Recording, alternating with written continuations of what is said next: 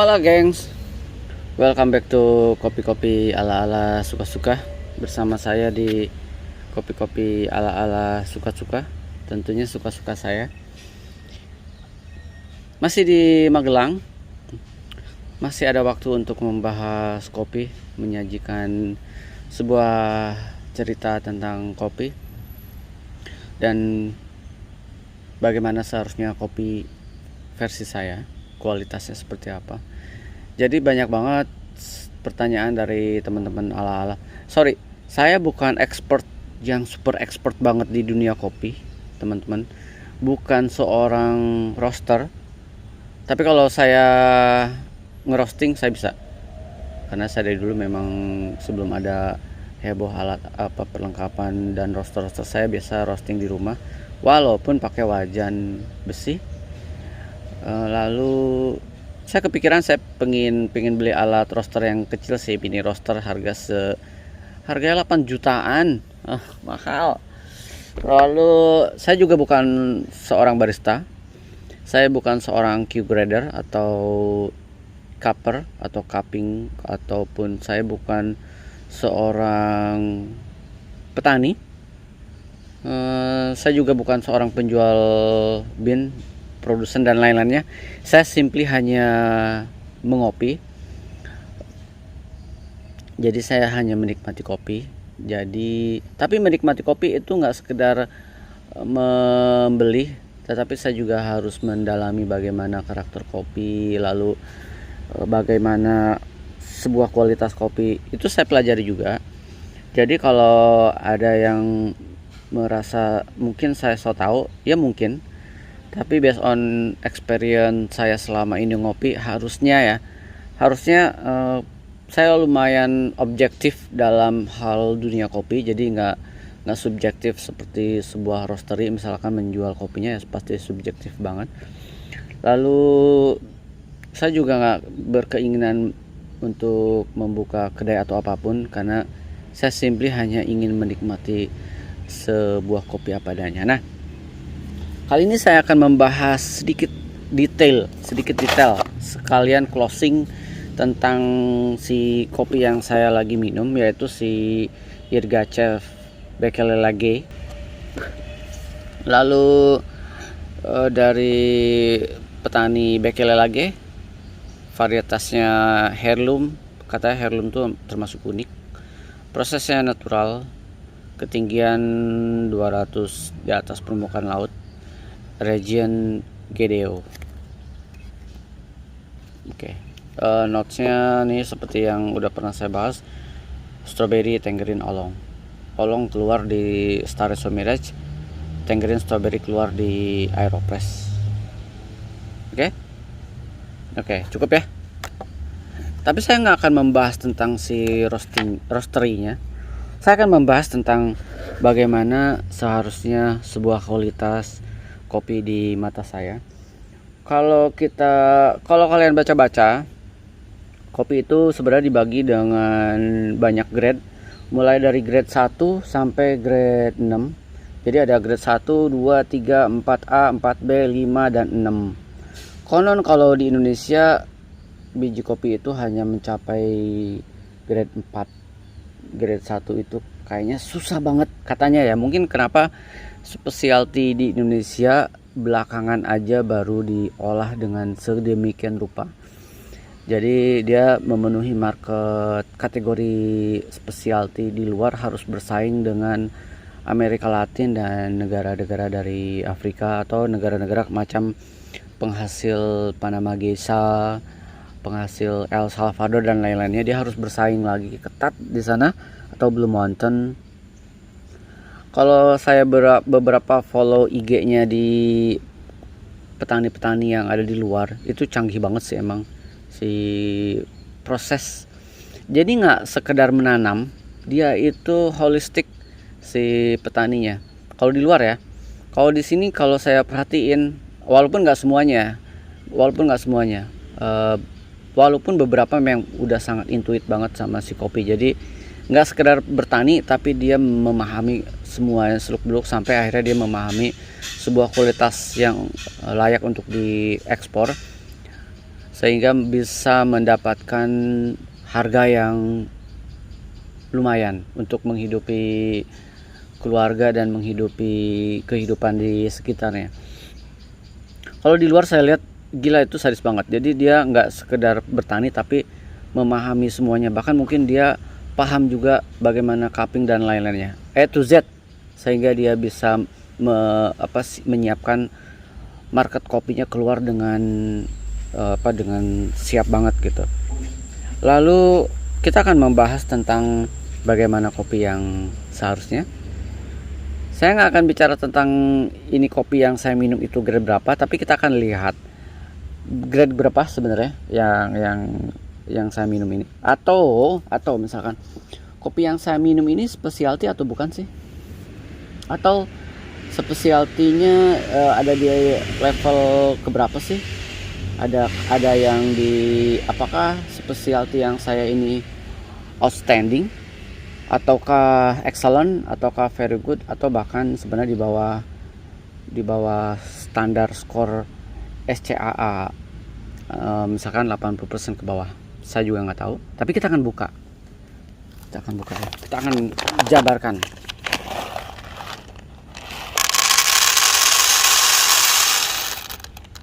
Sip, kita akan jabarkan.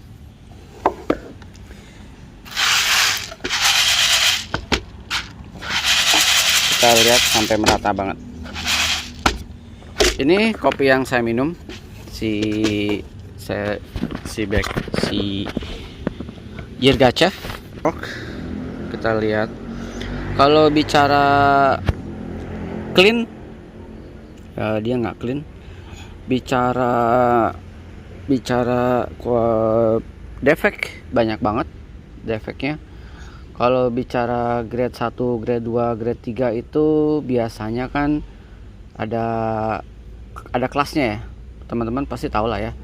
Kalau grade 1 itu kayak cuman maksimum 11 kecacatannya. Kalau grade 2 itu 12 sampai 25 kecacatannya. Kalau grade 3 itu 26 sampai 44 cacatnya. Grade 4 A itu 45 sampai 60, 4B 61 sampai 80, dan grade 5 81 sampai 150, grade 6 151 sampai 225 level kecacatannya. Lalu kalau bicara kopi yang memang specialty yang kita minum nih teman-teman, yang kita minum banget ya, itu sebenarnya tahapannya banyak banget. Kalau menurut orang-orang ya, tahapannya itu banyak banget. Mulai dari ketinggian, mulai dari region, mulai dari varietas, mulai dari pengolahan biji, mulai dari ukuran biji.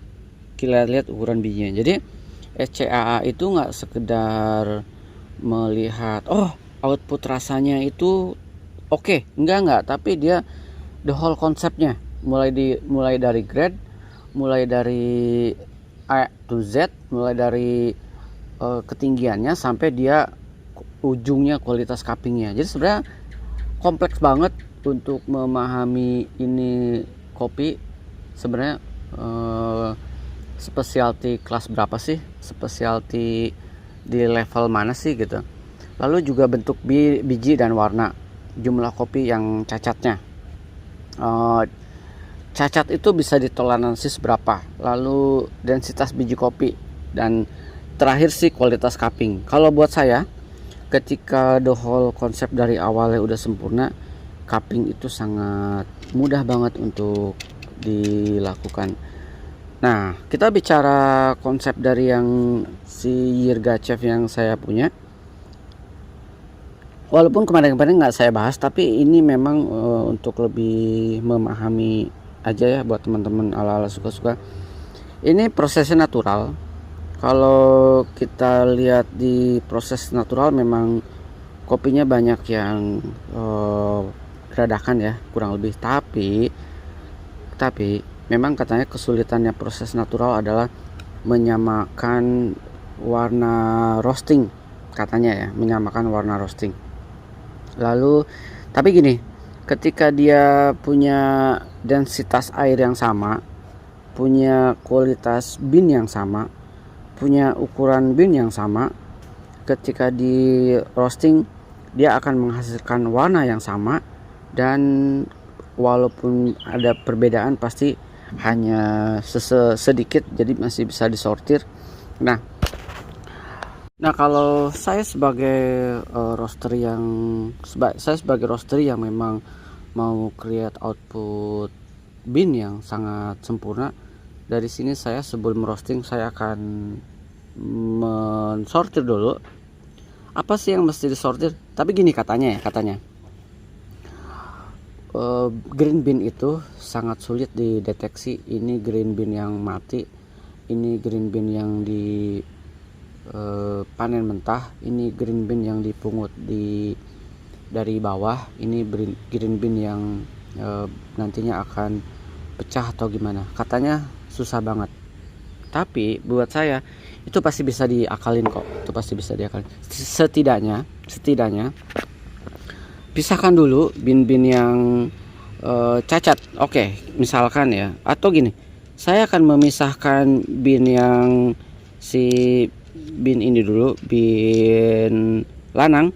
Oke, saya akan memisahkan bin lanang. Misalkan kita akan pisahkan bin lanang, lalu saya akan pisahkan bin yang cacat. Oke, saya akan pisahkan bin yang cacat dan warnanya bin lanang dan cacat. Misalkan cacatnya kayak gimana sih? Misalkan yang udah bentuknya kayak gini, pisahkan. Yang lanang pisahkan. Nanti lanang itu bisa dijual dengan harga yang berbeda. Bin yang kayak gini saya pisahkan.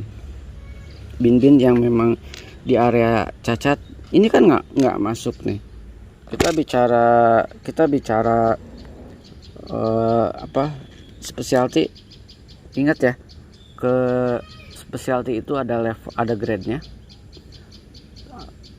Grade 1 sampai grade 6. Dari situ kita baru nanti si roaster ini, oh ya ini cacat. Oke, yang cacat kita skip.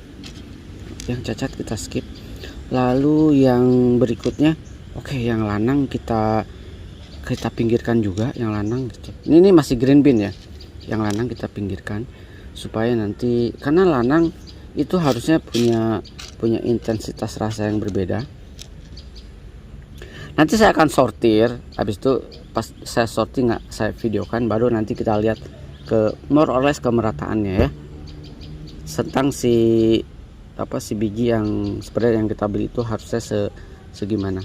Saya sering banget bahas soal ini, tapi setiap bin yang saya beli kayaknya sesekali harus saya ginikan supaya nggak sekedar menyajikan sebuah cerita tentang kopi, tapi juga menyajikan sebuah knowledge tentang kopi harusnya seperti apa. Jadi pelan-pelan kita makin memahami, oh beli kopi itu mesti yang kayak gini supaya kita terbiasa dengan kopi-kopi yang berkualitas kayak gitu ya. Nanti saya akan pisahkan dulu karena mungkin si kamera saya nggak kuat terlalu lama kalau dipantengin. Saya akan pisahkan bin lanang, lalu saya akan pisahkan bin cacat, lalu saya akan pisahkan bin-bin yang menonjol secara kayak gini nih. Ini bin-bin yang mencelit gini. Ini bin yang katanya kalau saya panen di Gunung Malang juga gitu, bin yang udah kering di pohon pasti akan kering kayak gini. Bin yang dia bin kosong, tanpa kehidupan di dalamnya. Jadi harusnya nggak usah diambil. Walaupun kata susah banget ketika green bean. Oke, ketika green bean susah banget. Tapi kita bisa usahakan sortir di waktu setelah roasting.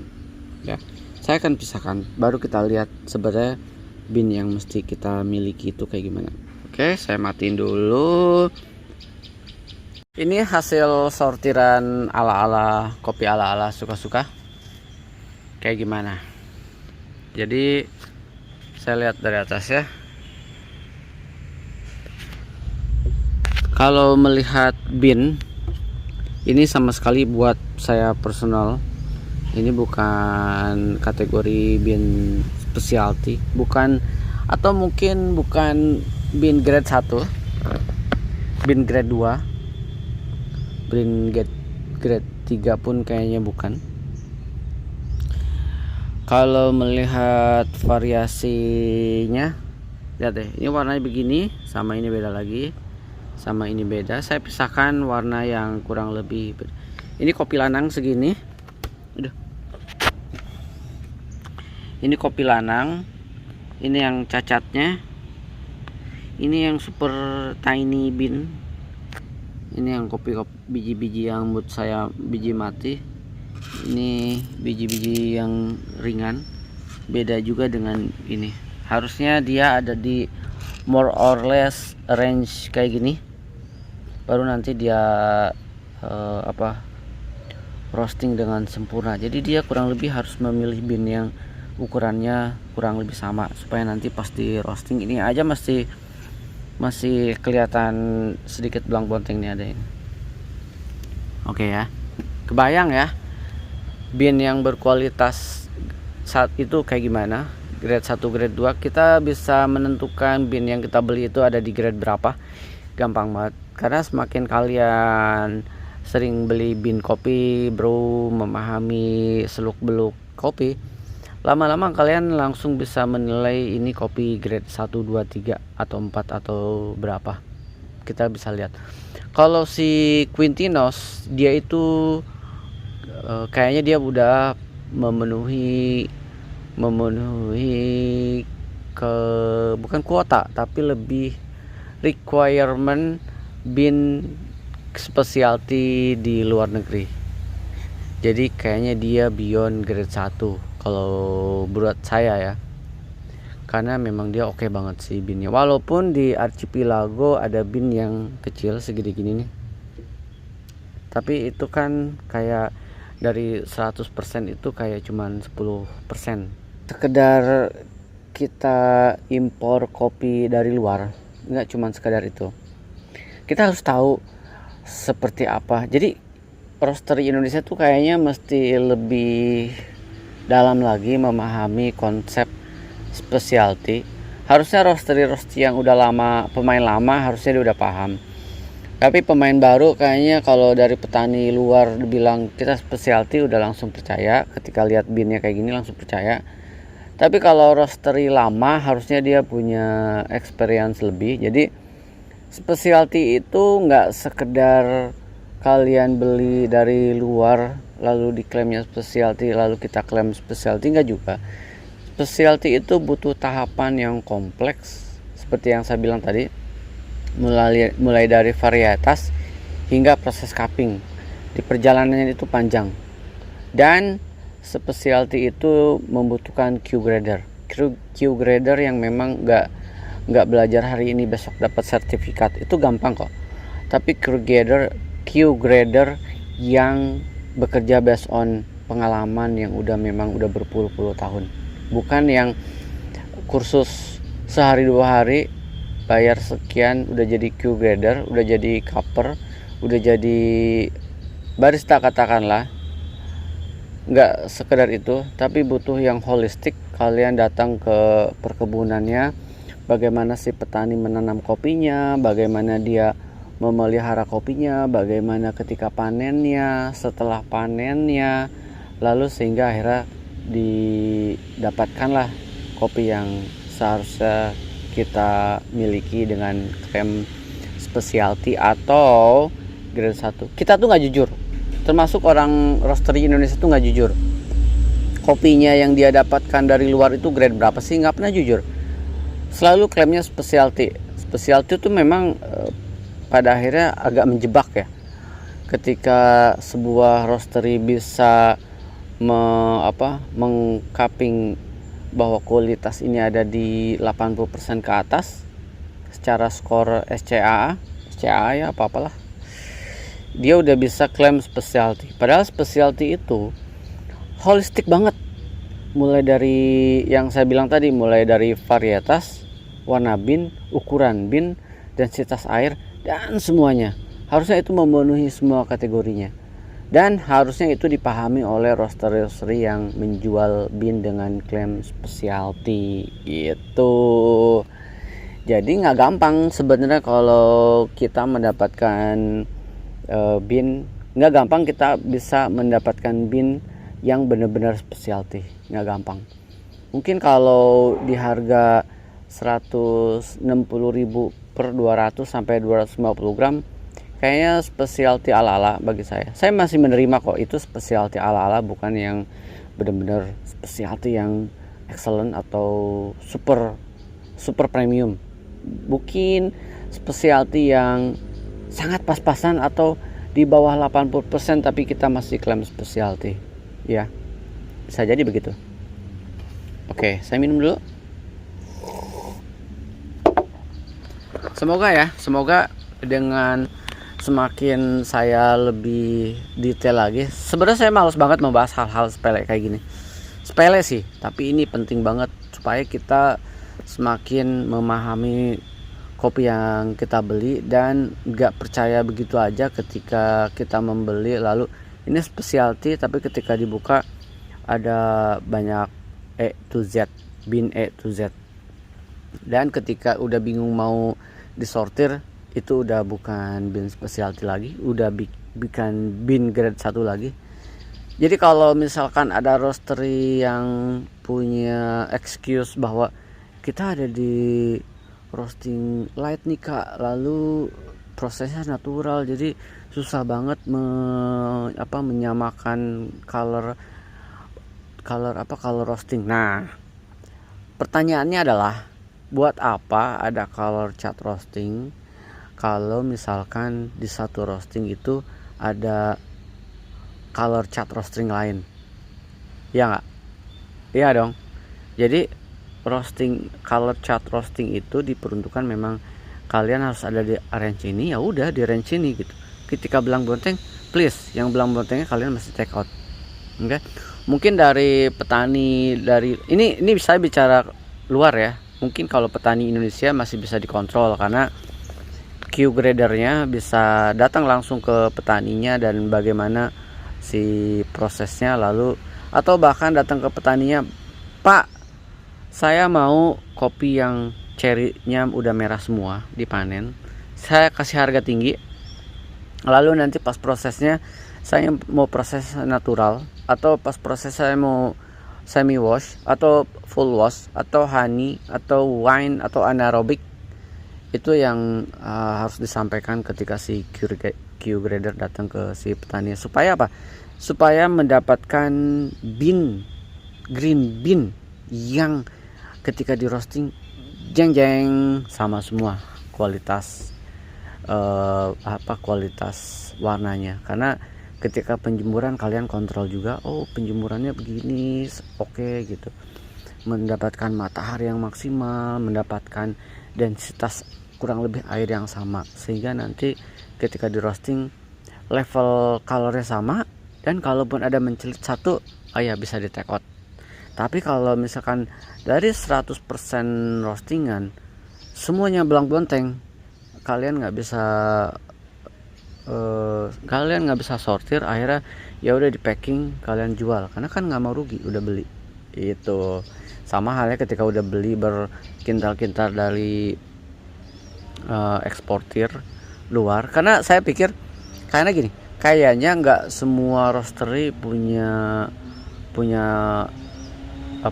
datang ke Afrika, ke Ethiopia lalu mengontrol langsung, nggak, pasti dia punya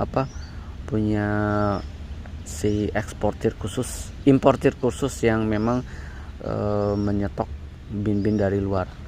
Soalnya nggak gampang juga kalau misalkan kita datang misalkan ke Ethiopia, dan nanti kalian harus bersaing dengan si green buyer dari luar yang memang lebih mengutamakan si kualitas. Itu sih, memang nggak gampang, dan saya juga memaklumi banget karena ini harga juga murah. Mungkin kalau di grade 1 sampai grade 3 harganya nggak akan segini, pasti lebih mahal lagi. Makanya kalau salah satu seller di Indonesia, dia khusus menjual roastingan dari luar dan harganya mahal. Itu saya percaya sih. Kalau saya melihat binnya, anjing gitu kan, binnya keren-keren banget. Tapi saya kayaknya belum mampu beli. Jadi saya hanya bercincong di area ini green bean murah yang memang bukan spesial, bukan grade 1. Specialty masih bisa dipertanyakan bagi saya, walaupun bagi roastery ini udah specialty. Oh, oke. Kopi masih bisa diperdebatkan, masih selera. Kalau di satu orang bilang ini udah specialty, it's fine. Buat saya enggak, it's fine juga, nggak apa-apa. Jadi cukup sampai di sini. Nanti mungkin akan semakin detail lagi. Tadinya saya nggak mau bahas hal-hal remeh-temeh kayak gini, tapi kayaknya saya gatel banget gitu kan, pengen membahas supaya orang-orang di luar sana nggak cuman sekedar waduh cek si kopi-kopi ala-ala suka-suka tuh lagi ngebrew, enggak. Tapi saya pengen menghadirkan lebih dalam lagi pembahasan kopi yang saya brew kayak gimana, dalamannya, si beannya kayak gimana. Oke. Semangat kopi semuanya, semoga pembahasan saya bisa sedikit memberikan pencerahan buat kalian yang sedikit nggak kebayang kayak gimana sih bean-bean dari luar itu seharusnya. Oke lah, ini yang sini akan saya museumkan, ini akan saya masukkan ke pack, menjadi sisanya akan saya seduh. Semoga sehat terus semuanya. Saya masih di Magelang. Semangat ngopi semuanya, sukses terus buat kalian semua. Ciao teman-teman, sampai ketemu di kopi-kopi ala-ala berikutnya. Saya mau sarapan dulu.